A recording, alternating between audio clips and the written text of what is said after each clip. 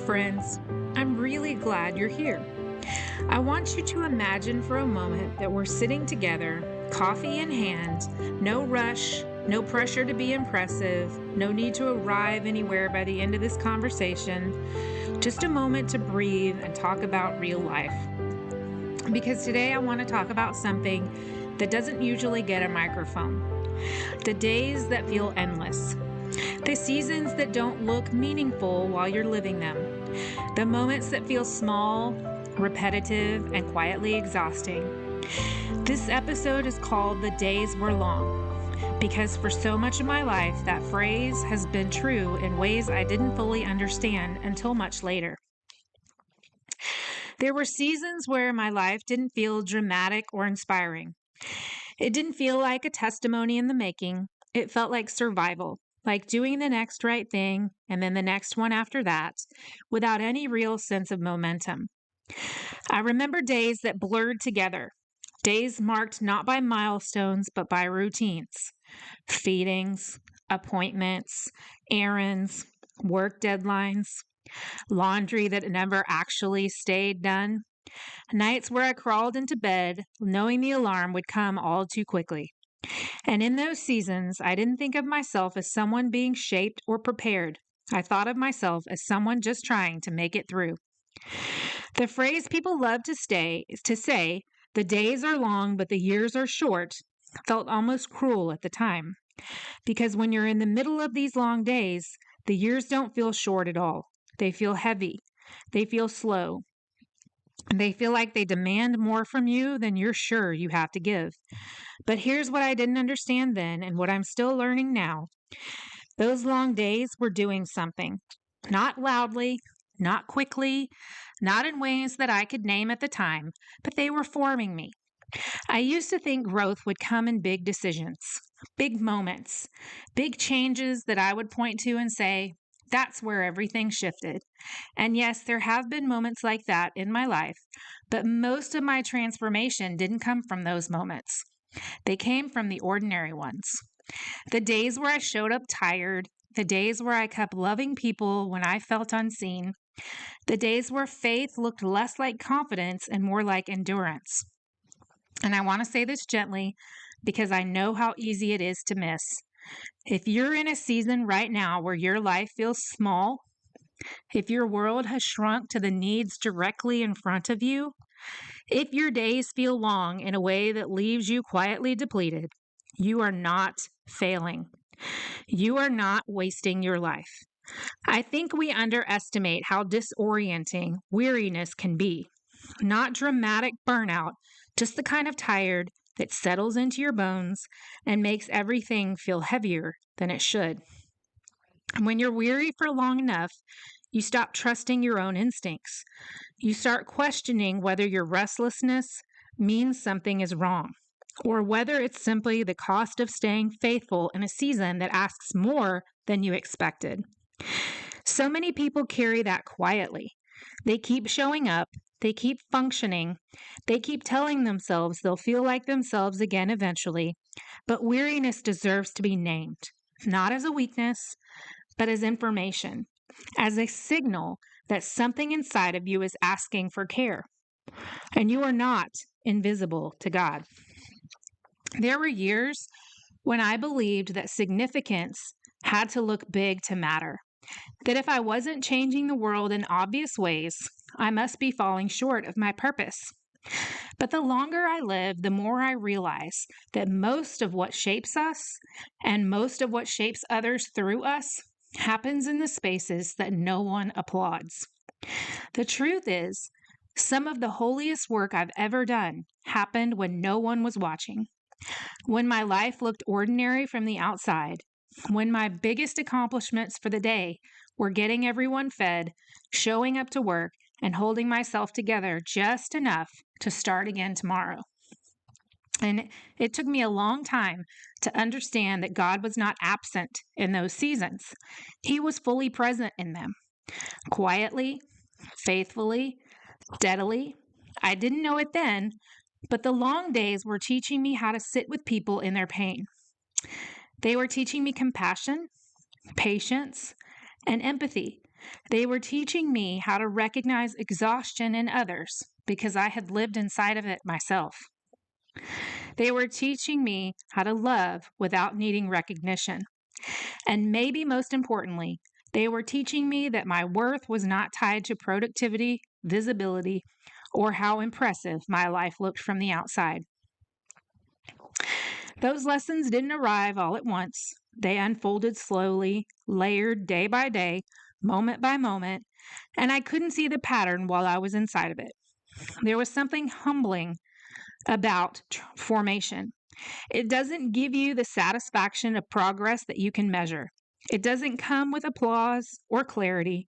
Most of the time, it feels like repetition. The same choices, the same responsibilities, the same tired questions. And yet, that kind of formation lasts. I didn't wake up stronger or wiser overnight. I woke up slightly more patient, slightly more aware, slightly more willing to stay instead of escape, and those changes were subtle enough that I didn't trust them at first. But over time, they added up. What felt like stagnation was actually depth, and what felt like delay was preparation. And I wish I had known then that slow growth is still growth, even when it doesn't feel rewarding in the moment. But looking back now, I can see that nothing was wasted. Not the exhaustion, not the repetition, not the seasons that felt like they would never end. The days were long, yes, but they were not empty. I wish I could tell you that I understood that while I was living it, that I trusted the process, that I believed something meaningful was happening underneath the fatigue, but I didn't. Most days I just felt behind where I thought I should be, behind the version of myself I imagined I'd grow into by now. I measured my life by what I wasn't doing instead of what I was quietly carrying. And there's something about long seasons that distorts your perspective. When there's no clear finish line, it's hard to believe you're moving at all. You start to wonder if this is just your life now, and if this is all it's ever going to be. And that's when comparison creeps in. You see other people's highlight reels and assume they've figured something out that you've somehow missed. You start by questioning your own faith, your own calling, your own worth, not because you don't believe in God, but because you're tired of the waiting. And yet, even there, something was forming. A steadiness that I didn't yet recognize, a depth I hadn't asked for, a capacity to stay when it would have been easier to numb or check out. And I didn't know it then, but those long days were anchoring me in ways that I would come to depend on later. And if that resonates with you, if something in you quietly nodded along just now, I want you to stay with me. I know how tempting it is in moments like this to minimize your experience, to tell yourself that what you're living doesn't really count as hardship, that others have it worse, that you should just be grateful, and that this is just what adulthood looks like. But long seasons don't need to be dramatic to be formative. They only need to be sustained. And when you live inside something long enough, it leaves its mark on your nervous system, on your faith, and on the way you see yourself in the world. You don't come out of the long days unchanged. You come out of them different.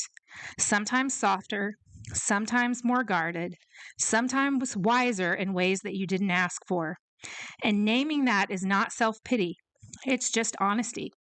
Because this episode isn't about arriving at some polished version of ourselves. It's about honoring the long day, what the long days were doing, and how they're still shaping us even now. There's another layer to the long days that I didn't recognize until much later. And that was that what I believed about myself while I was living inside of them. Because long days don't just exhaust your body, they quietly shape your identity. For a long time, I believed that everyone else mattered more than I did, that their needs came first, their comfort came first, their stability came first, and somewhere along the way, I absorbed the idea that my job was to hold everything together, not to be held. That belief didn't come out of nowhere. It was built over years, reinforced through expectations, through survival, through the way I learned to care for others before I ever learned how to care for myself. Food became a part of that story early on. I grew up in a world where food meant love, where feeding people was how you showed care, where nourishment wasn't about longevity or stewardship, it was about comfort, celebration, and even connection. And in many ways, it was beautiful. But it also meant that food became my safest coping mechanism. When life was overwhelming, food soothed it. When emotions were complicated, food steadied that. When I didn't know how to name what I was feeling, food helped me to not feel it quite so sharply. And over time, that relationship became tangled with shame. Food wasn't just something I ate, it was something I leaned on. It helped me to survive emotions that I didn't have language for. And for a long time, I didn't see that as a problem. I saw it as a solution until it wasn't. Shame has a way of sneaking in quietly. It doesn't usually announce itself, it just settles into your inner dialogue. And it sounds a lot like self criticism disguised as honesty, like telling yourself that you should know better by now. And when shame takes root, it doesn't motivate change. It convinces you that change is not possible. So instead of asking what I needed, I learned how to cope. Instead of tending to my body, I managed it. And instead of believing that I mattered, I learned how to disappear behind the responsibility. That belief didn't make me lazy, it made me tired. And it took years before I realized that carrying everyone else's needs while neglecting my own wasn't noble, it was unsustainable. I didn't see myself as someone struggling, I saw myself as someone failing, someone lacking discipline, someone who should know better but didn't seem to be able to get it together. That belief was cemented when I was 18 years old and a doctor spoke something over me that felt like a life sentence, that I would always be obese, as if it were inevitable, unchangeable, something I should simply just accept. And I did. I accepted it in the quiet ways that shape your future. I accepted it by believing my body was a problem to manage instead of something to care for. I accepted it by assuming longevity wasn't really available to me and that I would just deal with whatever consequences came later. I didn't think of it as denial at the time. Denial doesn't usually look like refusal. Most of the time, it looks like accommodation, like learning how to live around discomfort instead of addressing it directly. You tell yourself it's fine, it's manageable, temporary even. And because you're capable, because you're dependable, because you've learned how to push through, no one questions it, including yourself. Silence grows there. Not because you don't care, but because caring feels like it would cost more energy than you have to give. And slowly that silence teaches you not to ask for more than survival. I thought of that as realism, but looking back now, I can see that it was resignation. I didn't believe I was allowed to matter enough to fight for my health. I believed my role was to keep going, to keep serving, to keep showing up, to keep pouring out, and whatever was happening inside my own body was secondary to all of that. That belief showed up in subtle ways, in how quickly I dismissed my own discomfort, in how easily I justified pushing through pain, in how often I told myself this was just the cost of being dependable. I didn't think of it as self neglect, I thought of it as maturity. But maturity without self compassion eventually turns into quiet resentment toward your body, your limitations, and even the people that you love the most. I was carrying a version of responsibility that left no room for grace, especially for myself. And the longer I lived that way, the harder it became to imagine a different relationship with my own needs. I had learned how to be relatable, reliable. I hadn't learned how to be gentle. The long days reinforced that belief because when you're exhausted, you don't dream, you cope. You don't ask big questions, you get through that next hour. You don't imagine a different future, you do what's required in front of you.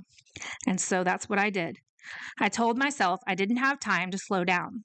This was just how life was, and that I would deal with the consequences later. But here's the truth. that I couldn't see then. Those beliefs were quietly shaping the ceiling of what I thought was possible for my life. When you live under a low ceiling long enough, you stop noticing it. You adjust. You duck instinctively. You stop reaching for things that feel just out of range. And that's what those beliefs did. And they taught me how to stay contained, how to expect less, not just from my body, but from my future, how to plan around limitation instead of possibility.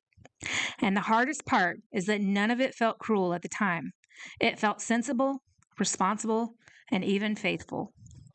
But faith doesn't believe that you're allowed to flourish. But faith that doesn't believe you are allowed to flourish eventually becomes survival dressed up as obedience. And I was surviving, well even, but I wasn't fully living. And I wasn't just tired. I was living inside an identity that said I was expendable, that my needs could wait indefinitely, that caring for myself was optional as long as everyone else was okay. And I want to pause here because I know I'm not the only one that has lived inside of that story. If you've ever believed that your worth was tied to how much you give, if you've ever told yourself you'll take care of yourself after everything else is handled, if you've ever assumed that your health, your rest, or your dreams could stay on hold indefinitely, you are not alone. Those beliefs don't make you weak, they make you human. And often they're learned in seasons where survival is the priority, where slowing down feels dangerous, selfish, or simply impossible. But eventually, something has to interrupt that story. For me, that interruption didn't come as a dramatic moment of clarity. It came as a growing awareness, a quiet, unsettling realization that if I kept living the way I was living, I might not get the future that I was assuming would be there. The long days had carried me far, but they were also asking something of me. And I didn't know it yet, but that question was about to change everything. There's a point in long seasons where something quietly shifts. Not all at once, not dramatically, just enough that you can't unsee it anymore. For me, that shift came through my health. Not a panic moment, not even an emergency, but in the slow accumulation of evidence that the way I was living was asking something of me. And I wasn't sure how much longer I could pretend not to hear it. I had been managing things for years. Blood pressure, cholesterol, diabetes, prescriptions refilled on a schedule, numbers watched just closely enough to stay functional, but not closely enough to feel confronted. It felt responsible at the time. I told myself this was adulthood. This was what it meant to be realistic, that modern medicine existed for a reason, and that I was doing what I was supposed to do by taking what was prescribed and moving on with things. But underneath that logic was a quieter truth that I didn't want to face. I wasn't actually caring for my body. I was managing symptoms so that I didn't have to change my life. And don't say that with judgment. I say it with compassion for the version of me who was tired, overwhelmed, and honestly just trying to keep up. Because when your days are already long, the idea of adding one more thing, especially something as emotionally loaded as health, feels impossible. Slowing down felt like it would threaten everything I was holding together. And there was fear there. Fear of what it would mean if I actually paid attention. Fear of what I might lose, and fear of what I might have to face. For a long time, I had convinced myself this was just how things were going to be, that the doctor who spoke that sentence over me at 18 had been right, and that obesity was my story, and everything else would simply be managed around it. I don't think of it as hopelessness. I thought of it as acceptance. But acceptance and resignation are not the same thing. What I didn't realize then was how much belief had shaped my expectations for the future. I assumed that my later years would be smaller, more limited, less mobile, that I would adapt and not even participate fully. Then one day, something cracked open that assumption. It wasn't one lab result. It wasn't one appointment. It was the realization that I wanted a future I wasn't actually living toward. I wanted to grow old with John, not just grow older. I wanted us to sit on the floor with grandchildren someday, not plan around what my body might not be able to do. I wanted longevity, not just measured in years, but in quality of life. And that desire brought up a lot of uncomfortable questions. Was I willing to change the way I coped? Was I willing to challenge the story I had believed for decades?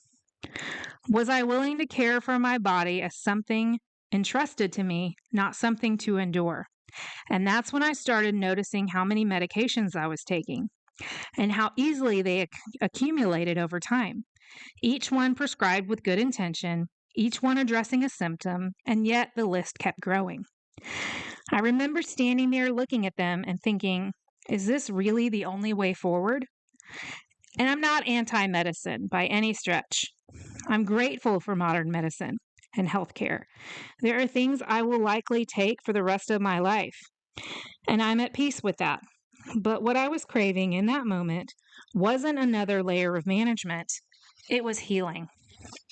I wanted to understand the root causes.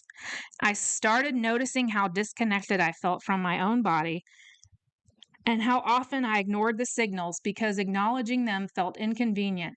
Hunger, fatigue, pain, stress.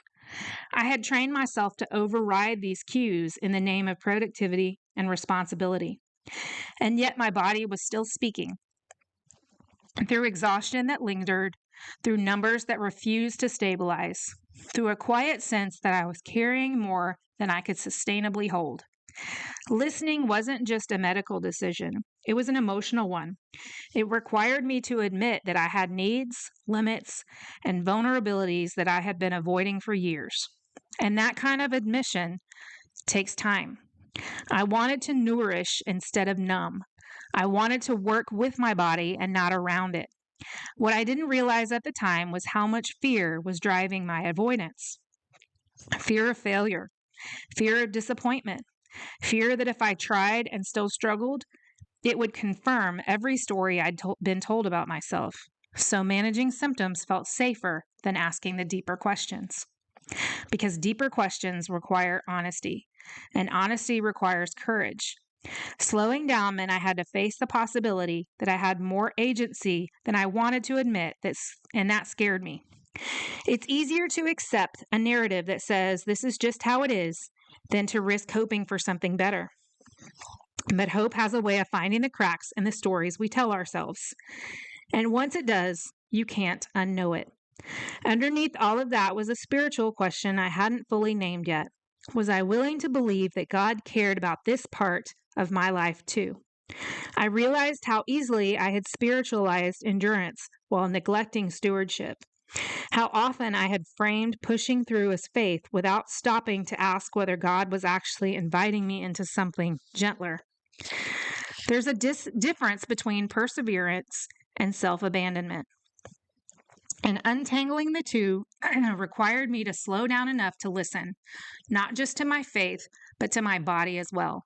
For the first time, I considered that honoring my body might actually be an act of obedience, not vanity, not control, but trust. Because somewhere along the way, I had separated faith from physical health. I trusted God with my heart, my family, my calling, but my body felt like a problem I had to manage on my own. Slowing down enough to listen, really listen, felt risky. Slowing down threatened more than my routines. It threatened the version of control I had built my life around. Because as long as I stayed busy, I didn't have to ask the hard questions. I didn't have to notice what wasn't working. And I didn't have to grieve the years I had spent believing something untrue about myself. Listening meant I might have to change, not just my habits, but even my expectations. And change requires courage, especially when the old way has helped you to survive. There was a comfort in the familiar, even when it wasn't healthy. There was a safety in what I knew, even if it was costing me slowly. Choosing to listen felt like stepping into uncertainty, but it was also the first step towards honesty. It meant relinquishing control. It meant admitting that what I had been doing wasn't sustainable. It meant allowing my identity to shift. And identity shifts are unsettling. They threaten the version of life that you've learned to survive.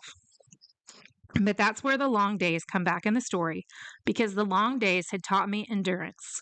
Yes, but they had also brought me to a crossroads.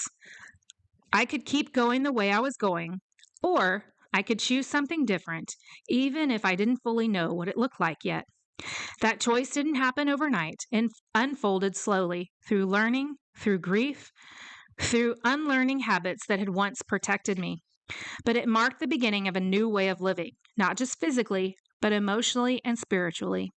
The long days had carried me here, and now they were asking me to respond. There's a kind of tired that only comes from responsibility layered on top of responsibility. Not the tired about that sleep fixes, but the tired that comes from being needed constantly, without pause, without relief, without room to step outside yourself long enough to remember who you are. And that's what that season felt like for me. James was born in April, and Tyler followed shortly in October. 2 babies within 6 months. And by the end of that same year, John accepted a promotion that changed everything about our day-to-day life. It was a great opportunity, the kind you say yes to because it makes sense, the kind that promises long-term stability.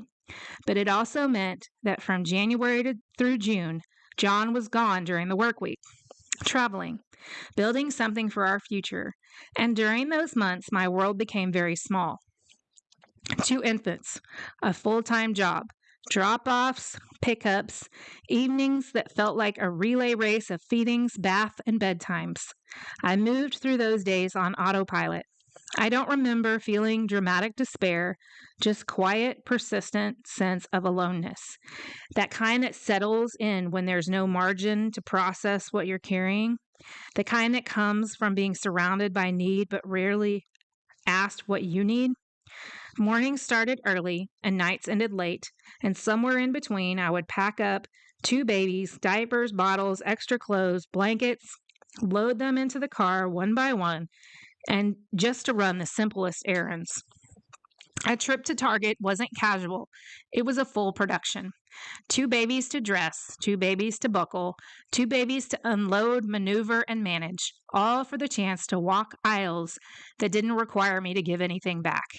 Sometimes that was the highlight of my day, and Starbucks became survival. Not a luxury, survival.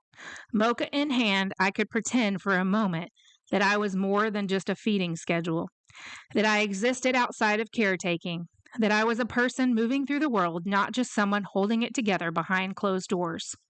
Those errands weren't about shopping at all. They were about remembering myself, about being somewhere that didn't need anything from me for a moment. Somewhere I could move at my own pace, even if the pace was slow and tired. Sometimes I'd sit in the car a little longer than necessary, music playing, coffee cooling, just breathing, knowing that once I walked back inside the house, the needs would start again. And I loved my life. I truly did. But loving your life doesn't mean it isn't heavy. That season taught me that joy and exhaustion could coexist, that gratitude doesn't erase depletion, that you can be deeply fulfilled and deeply overwhelmed at the same time. Those days weren't a failure of faith, they were a human response to carrying more than anyone can carry alone. Mother's Day out twice a week became another lifeline.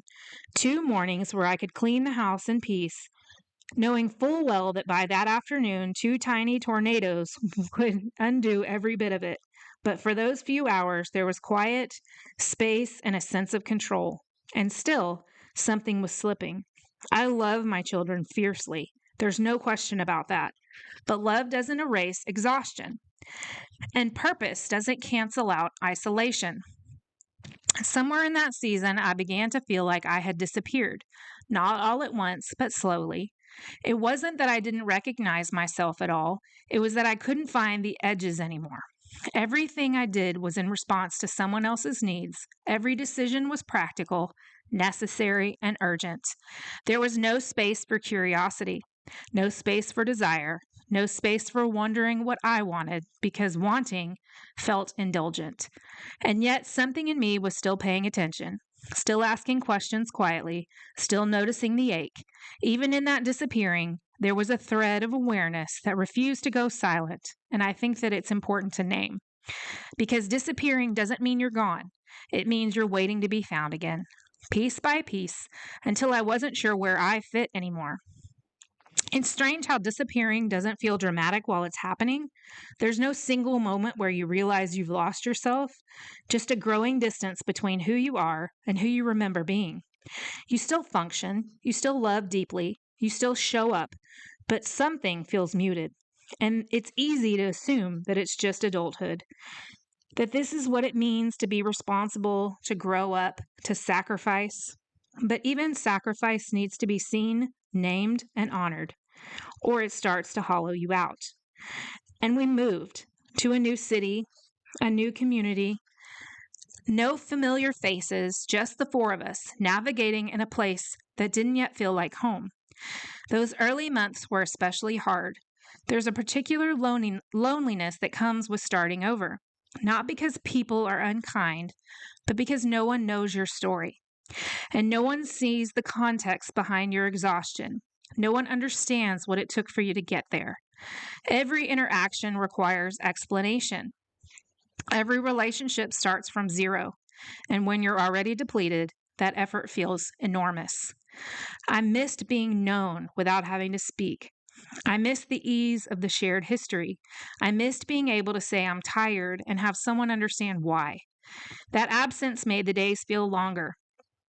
Stretched thin by the weight of holding everything together without witnesses, there were no casual drop ins, no built in support, no history, just days that felt even longer because there was no one around who had known me before. Before motherhood, before exhaustion, before survival became my default setting. And in that isolation, questions started surfacing. Who am I now? What am I meant to do with this life? Is this all there is, or is something still forming underneath it? I remember the moments where I wondered if I should become a doctor, not because I wanted the title, but because caregiving had become so deeply ingrained in me that it felt like the only identity that made sense. But even that question held a clue, because the truth was, I had been doing all that work all along, listening, supporting, caring, sitting with people in the hard places. I just hadn't called it anything yet. And maybe that's where the long days were doing their quiet work. They were stripping away the versions of myself that relied on external validation. They were teaching me how to sit in discomfort, mine and others, and they were shaping a compassion that couldn't be rushed or manufactured. I didn't know it then, but those long isolating days were forming the foundation of something deeper, something that would later become my ministry, even when I was just trying to survive my own life. There's a moment, or maybe a series of moments, when you realize that the life you've been living is already shaping how you show up for others. Not because you planned it that way, not because you set out to build something meaningful, but because you've lived enough to recognize the pain when you see it. I didn't wake up one day knowing that I had a ministry. I woke up tired. I woke up uncertain. I woke up still trying to figure out who I was becoming. But over time, I began to notice something. People were talking to me, opening up, sharing things they didn't want to say out loud very often. And I realized it wasn't because I had answers. It was because I knew how to sit with them. I knew how to listen without fixing, how to stay present without rushing people towards resolution, and how to hold space without needing to be impressive. Those were skills the long days had taught me. The seasons where I felt unseen had trained me to see others. The years where I felt stretched thin had given me empathy, and the times when faith felt quiet had taught me how to recognize it in the ordinary places. And slowly, something shifted inside of me. I stopped asking, what should I do with my life? And started asking, who am I becoming through it? And that question changed everything. Because when you shift from doing something to becoming, you stop measuring your life by output and start paying attention to formation. You begin to see that faith isn't just loud, or it isn't always loud. that obedience isn't always dramatic, that calling doesn't always look like a platform. Sometimes a calling looks like showing up faithfully in a life that doesn't seem or feel remarkable and trusting that God is still working in it. That realization didn't move my exhaustion or remove my exhaustion. It didn't magically make the days easier, but it gave them meaning. And meaning changes how we endure.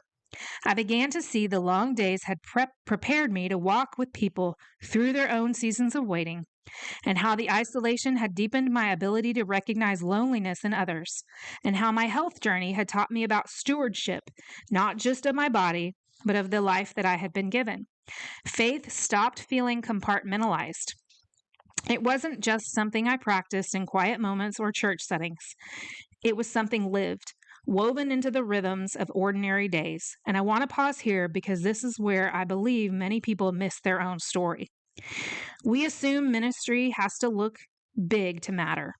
We assume purpose has to be public to be real. And we assume impact requires visibility. But most transformation happens quietly, in kitchens, in carpool lines, in hospital rooms, in late night conversations and early morning resolve. You don't have to change the entire world to live a meaningful life. Sometimes you're called to change the world you interact with every day: your home, your workplace, your relationships, your circles of influence. And when I finally allowed myself to believe that, not just intellectually, but deep in my bones, something softened. I didn't feel behind anymore. I didn't feel lost. I felt rooted. The long days hadn't stolen my life. They had been shaping it all along. There's a temptation when we talk about long seasons to rush to what came after them, to skip ahead to clarity, to move quickly towards resolution as if the value of the long days didn't exist until they're over. But I don't want to do that here because many of you listening are still inside of those days. Your days are long right now. Your energy is thin. Your questions are unanswered. And if that's where you are, I don't want this episode to suggest that meaning only comes later, as if you have to just endure it for long enough to learn it. What I've learned is that the long days don't just give us something at the end. They give us something all along the way. They gave me compassion, not the kind that rushes people towards solutions, but the kind that knows how to sit beside someone without fixing them. Compassion that recognizes exhaustion before it's spoken. Compassion that understands why people cope the way that they do. They gave me language. Language for pain that doesn't have a clean storyline. Language for faith that feels quiet instead of confident. Language for people who are still figuring things out. They gave me patience, not because I wanted it, but because I had no other choice. And over time, that patience softened me. It made me less reactive, less certain, more open. And maybe most expectedly, the long days gave me permission to believe that my life didn't have to look impressive to be meaningful. Permission to believe that I didn't have to change the entire world to be faithful. Only the world I was actually living in. My home, my relationships, my daily interactions. That realization changed how I saw everything. It changed how I understood faith, not as something I performed, but as something I practiced quietly. It changed how I understood my calling, not as a destination, but as a posture. It changed how I understood ministry, not as a role I stepped into later, but as something that I had been forming in me all along. And I want to say this gently because it matters. If your life right now feels ordinary, if your days are filled with responsibility, repetition, and quiet endurance, if you're doing more holding together than dreaming, that does not mean you've missed your purpose. It may mean that you're being shaped for it. The long days don't mean that you're behind. They don't mean that you've failed. They don't mean God has overlooked you. Sometimes they mean you're learning how to carry what matters. And I know how easy it is to doubt that when you're tired. I know how tempting it is to believe that life will start again once this season passes, once the kids are older, once the schedule eases, once the body feels better, and once the questions are answered. But what if your life isn't waiting on the other side of long days? What if it's happening right here, quietly, imperfectly, and faithfully? You don't have to rush yourself into clarity. You don't have to turn your pain into purpose on a deadline. You don't have to make sense of everything right now. You're allowed to be in the process. You're allowed to be becoming. And you're allowed to trust that even if you can't see it yet, something is taking shape, something rooted, steady, and real. The days are long, but they are not empty. They were doing something. And if nothing else, I hope this episode reminds you of that your life, exactly as it is right now, is worthy of care, attention, and grace. If this episode steadied something for you or helped you to feel a little less alone, I'd love for you to share it with someone who might need it too. This space is growing slowly and intentionally, not through pressure, but through connection. And if you'd like to support this work, you are welcome to do so as a gift toward its continued creation. No obligation, just an open invitation. Thank you so much for being here, and thank you for practicing out loud with me.